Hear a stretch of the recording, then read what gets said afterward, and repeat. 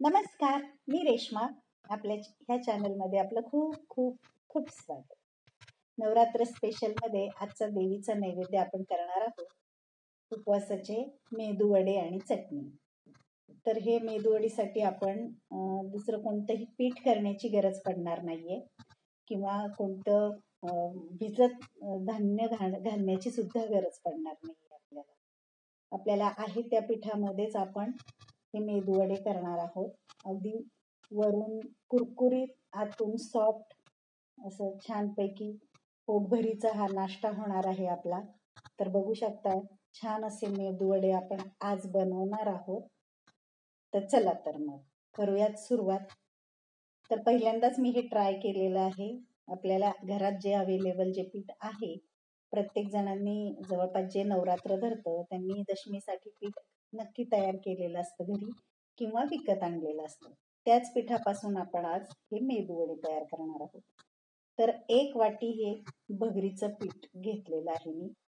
तर भगरीचं म्हणजे मी हे विकत आणलेलं आहे. घरी करायचं असेल तुम्हाला तर 1 किलो भगर मध्ये आपण 1 छोटी वाटी साबुदाणा मिक्स करून दळून आणू शकतो. तर तेच पीठ मीही घेतलेलं आहे आज. याच पिठापासून आपण मेदू वडा करणार आहोत. तर पहिल्यांदा आपण एक कढई घेतली, गॅसवर ठेवलेली आहे. त्यामध्ये थोडंसं उपवासाचं तेल टाकायचंय. तुम्ही तुपही घालू शकता. आता ते तेल तापलं की त्यामध्ये 1 वाटी पीठ घालायचंय. तर आता मंद गॅसवरती हे पीठ आपल्याला थोडंसं 2 ते 3 मिनिटच भाजून घ्यायचंय. अगदी खरपूस भाजायचं नाही, हलकसर गरम करायचंय. तर मी हे पहिल्यांदा ट्राय केलेलं आहे, पण छान असं एकदम मेदू वडे आपले छान बनलेले आहेत, म्हणून तुम्हाला हे शेअर करावं म्हटलं. तर आता हे पीठ भाजून झालंय, मी काढून घेतलेलं आहे. त्याच कढईमध्ये थोडंसं अजून तेल टाकलं आणि त्यामध्ये थोड्याशा हिरव्या मिरच्या बारीक चिरून तळून घ्यायच्या. तर आता मिरच्या तळून झाल्यानंतर त्यामध्ये आपण पाणी घालणार आहोत. तर पाण्याचं प्रमाण आहे 1 वाटी पिठासाठी मी 1.25 वाटी पाणी घातलंय. तर जर घट्ट झालं तर तुम्ही नंतर पाण्याचा हात घेऊनही मळू शकता, पण अगोदर पाणी जास्त घालू नका.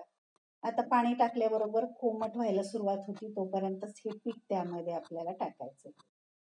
आता हे पीठ टाकल्यानंतर त्यामध्येच थोडंसं चमच्याने आपण किंवा उलटण्याने हलवून घ्यायचंय, म्हणजेच हटून घ्यायचंय. लगेचच हटून घ्यायचंय, कारण गुठळ्या होण्याची शक्यता असते. गॅस कमीच ठेवायचा. हे बघा, लगेच असं हे पीठ घट्ट होतं. आता पाणी त्यामध्ये व्यवस्थित असं मिक्स करून घ्यायचंय.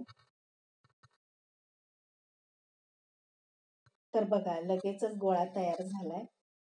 तर सगळं मिक्स करून घेऊन त्यावरती आपण आता झाकण ठेवून 2-2 मिनिटांनी थोडंसं चेक करायचंय आणि थोडंसं वाफेवर शिजवून घ्यायचंय. तर बघा, आता सगळं मिक्स झालंय. आता त्यावर आपण झाकण ठेवूया. पुन्हा 2 मिनिटांनी आपण काढून बघितलंय. तर बघा, आता वाफेवर छान असं ते पीठ आपलं शिजलेलं आहे. कारण रवाळ पण पीठ नव्हतं आपलं, भाकरीचं किंवा दशमीचं बारीक पीठ होतं, त्यामुळे शिजण्याला जास्त काही वेळ लागणार नाही. तर मंद गॅसवरती पुन्हा थोडंसं झाकण ठेवून थोडा वेळ वाफेवरती शिजू देऊ. तर बघा, आता हे पूर्ण असं छान शिजून तयार झालेलं आहे. तर आता हे झाकण ठेवून बाजूला ठेवून देऊयात थंड होण्यासाठी. तोपर्यंत आपण चटणी करून घेऊ. तर आता मी यामध्येच शेंगदाण्याचा कूट करून घेतलेला होता भांड्यामध्ये. त्यामध्ये आता ओलं खोबरं घ्यायचंय, नंतर शेंगदाण्याचा कूट घ्यायचा आहे. तुम्हाला चटणी जेवढी करायची त्या प्रमाणात तुम्ही घेऊ शकता. तर 2 ते 3 चमचे मी शेंगदाण्याचा कूट टाकलाय. त्यामध्ये चवीपुरतं मीठ घ्यायचंय, हिरवी मिरची घ्यायची आणि पाणी घेऊन त्यामध्ये पाणी टाकून मिक्सरवर फिरवून घ्यायचं. तर तुम्ही 2 चमचे दही सुद्धा त्यामध्ये घालू शकता. जर तुम्हाला आंबट गोड हवी असेल चटणी तर साखरही त्यामध्ये मिक्स करू शकता. तर पाणी टाकून फिरवल्यानंतर चटणी आपली तयार झाली. आता ती बाजूला ठेवून देऊ.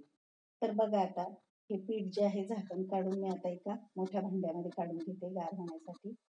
तोपर्यंत एक मोठा बटाटा मी शिजवून घेतलेला आहे, साल काढले, तो खिसून घ्यायचा, तो त्यामध्ये घालायचा. नंतर त्यामध्ये शेंगदाण्याचं कूट आणि चवीपुरतं मीठ घालायचं. तर शेंगदाण्याचा कूट आपण 3-3.5 चमचे घातलाय, तुम्ही कमी जास्त केला तरीही चालेल. आता हे मिक्स करून घ्यायचं. तर आता कोमटसर झालंय, आता हातानेच मिक्स करून घेऊयात. तर आपली कणिक जशी असते तशीच हे मळून घ्यायचंय, जास्त जोर देण्याची सुद्धा गरज नाही, कारण अगदी पीठ हे बारीक आहे. पण एकत्र करून मिक्स करून घ्यायचंय. थोडासा तेलाचा पाण्याचा हात घ्यायचा आणि हा गोळा अगदी मळून घ्यायचा. तर बघा तेल लावून गोळा घ्यायचा आता हाताला. तर आता गोळा चांगला आपला तयार झालाय. तर आता एक साईडला मी गॅसवरती तेल तापायला ठेवलंय तळण्यासाठी.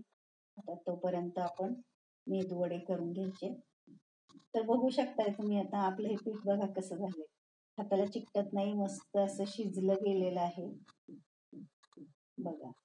तर त्यामध्ये आता पाणी वगैरे टाकण्याची काही गरज नाही. तुम्हाला जर हे पीठ जर घट्ट वाटलं तर थोडंसं पाणी टाकून तुम्ही मळून घेऊ शकता, पण एवढं प्रमाण भरपूर होतं पाण्याचं, अगदी बरोबर पाण्याचं प्रमाण आपलं आहे हे.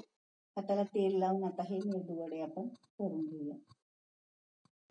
तर छोटासा एक उंडा घ्यायचा आहे, मळून घ्यायचा गोल चांगला, चिरा पडल्या नाही पाहिजे, आणि मध्ये होल करून घ्यायचंय. तर बघा आपला हा मेदूवडा बघा तळण्यासाठी तयार झालेला आहे. आता असेच आपण 7 ते 8 मेदूवडे करून घेऊया एक बॅच तळण्यासाठी. तर हे अगदी तयार घरात पीठ असल्यामुळे अगदी 10 ते 15 मिनिटातच आपले हे मेदूवडे खाण्यासाठी तयार होतात. आपल्याला जर मनात आलं मेदूवडे करायचे तर काही भिजत घालण्याची गरज नाही किंवा कशाचं पीठ तयार करण्याची गरज नाही. तर बघा हे मेदूवडे आपण आता केलेत, तर तळून घेऊया. तर आपलं तेल सुद्धा तापलेलं आहे. तर आता तळण्यासाठी मेदूवडे हळूहळू त्यामध्ये टाकूया. तर आता हे लगेचच आपल्याला याला झारा लावायचा नाहीये. 2 ते 3 मिनिट खालचा भाग गुलाबी रंगावर येईपर्यंत तसंच तळत ठेवायचं.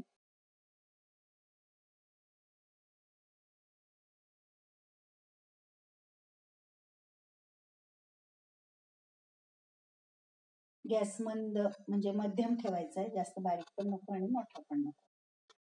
तर बघा आता हे काही चिकटतही नाहीयेत कढईला. हलक्या हाताने आता आपण पलटी करून घेऊया.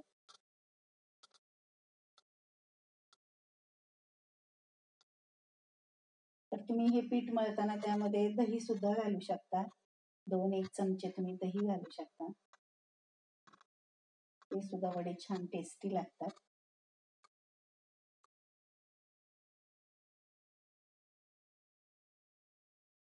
तर हे पीठ आपलं शिजलेलं असल्यामुळे जास्त सुद्धा त्याला तळायला वेळ लागत नाही. तर हे वरून कुरकुरीत होतात आणि आतून मात्र सॉफ्ट असतात. तर हे चटणी सोबत सुद्धा आपण खाऊ शकतो किंवा शेंगदाण्याची आमटी सोबत सुद्धा हे वडे खूप छान लागतात.